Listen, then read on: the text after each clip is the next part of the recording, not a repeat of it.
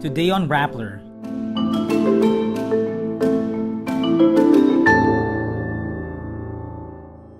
The Supreme Court insists on halting Vice President Sara Duterte's impeachment a day before the Senate votes on whether to pursue her trial. Senators Risa Hontiveros and Kiko Pangilinan file a joint resolution seeking to remove the president's power over rice tariffs. The House of Representatives says it will no longer form so-called small committees, which were criticized as a way to hide parts of the budgeting process from the public. Inflation in the Philippines slows down to 0.9% in July. And the hit Netflix series Wednesday returns for a second season.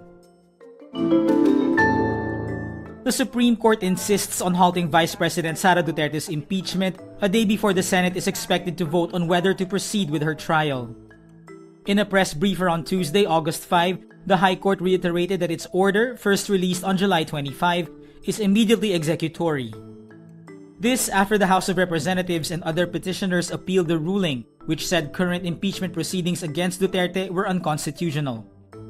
The SC had ruled that a year-long ban on impeaching Duterte was triggered when the House shelved 3 petitions it received before the one it approved and sent to the Senate in February.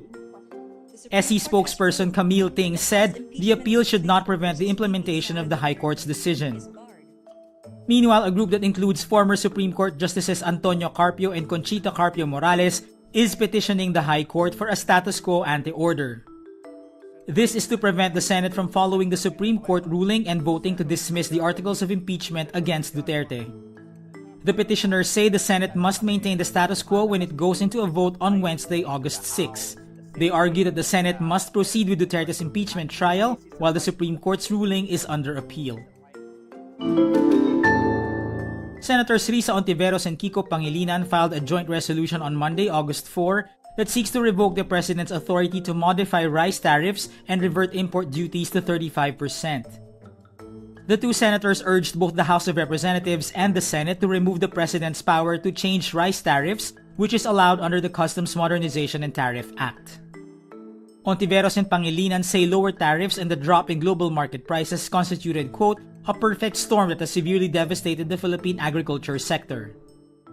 The resolution read, quote, the plight of Filipino farmers is urgent and demands decisive legislative action to ensure they receive a fair return for their produce and to secure the nation's food future by prioritizing domestic production over unchecked imports. Groups blame the imports for the drop in palay or unhusked rice prices.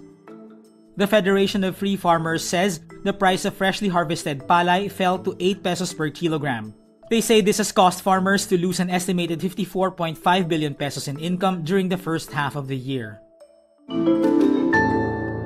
New House Appropriations Chairperson Micaela Swansing promises to do away with so-called small committees, which were flagged as ways to railroad the national budgeting process.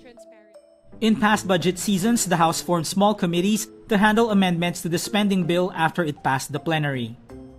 This has led to changes in the House version of the budget bill that were not immediately opened or reported to the public.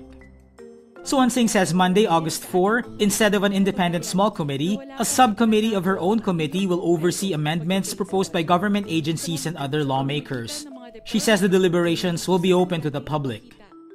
Swansing's statement comes after Navotas City Representative Toby Tiangco red-flagged the lack of transparency in that phase of the budget process. Tiangco said last week, small committees in the past did not keep minutes of their meetings. House Speaker Martin Romualdez earlier promised to open the bicameral conference committee proceedings to the general public and to allow civil society organizations to observe all stages of the budget process. The Philippine Statistics Authority reports inflation slowed to 0.9% in July from 1.4% in June. This as rice prices continued to drop for the 7th consecutive month and electricity rates eased. It puts the average inflation rate for the year at 1.7%, which is lower than the government's target range of 2 to 3%. A lower inflation rate is better as it means the increase in commodity prices is slowing down. National statistician Dennis Mapas says the main factor for the drop was the housing, water, electricity, gas, and other fuels category. It eased from 3.2% in June to 2.1% in July. Actress Jenna Ortega and the creators of the hit Netflix series Wednesday are hoping to surpass expectations. This as the show returns to screens after almost 3 years. The first season, which premiered in November 2022, ranks as Netflix's most popular English-language show of all time, with more than 252 million views in the first 91 days of release. Aside from the title role, Ortega took on executive producer duties for the new season. Filmmaker Tim Burton also returns as one of the directors and executive producers. Ortega says, quote, "I've always been very protective of the character. I just want to make sure that we're always doing her justice." The second season sees Wednesday returning to Nevermore Academy as a celebrated hero. She investigates new supernatural mysteries while dealing with glitches in her psychic powers. Wednesday also faces another nuisance. Her little brother Pugsley is also joining Nevermore, which means their parents will be around more too. And that's today's wrap. I'm JC Gotinga. Thank you for watching. Click the link below for the full story.